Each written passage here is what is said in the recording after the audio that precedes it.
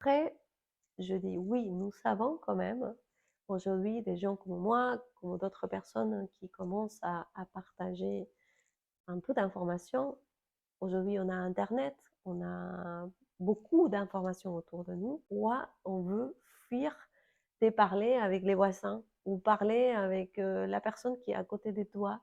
Pourquoi ces mondes spirituels nous vont encore et encore et encore de nous éloigner de cette humanité que nous savons à explorer? Donc, je vous invite à vraiment réfléchir si c'est ce que vous voulez. Parce que plus vous vous éloignez de votre matière, de votre humanité, plus vous allez être perdu. Dieu est dans la matière, nous sommes dans la matière, nous sommes dans la vie, nous sommes dans cette expérience. C'est ça que nous devons maîtriser, pas les mondes invisibles, pas les archanges, pas les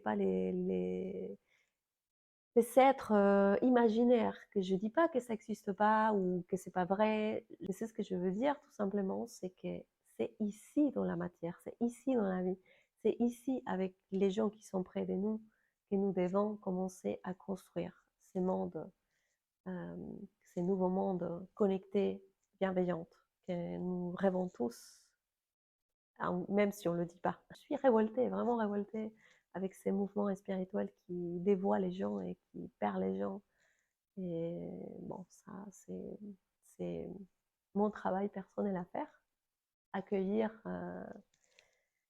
cette obscurité qui piège les gens encore et encore dans un cercle vicieux, et ces guerrières sans fin, aller se brancher dans je sais pas où sans fin, faire des trucs pour consommer, pour faire, et pour s'éloigner de plus en plus de soi. La vie est beaucoup, beaucoup plus facile et simple si on se donne vraiment l'opportunité de rester enraciné et connecté à sa partie humaine. Nous sommes là pour être des humains.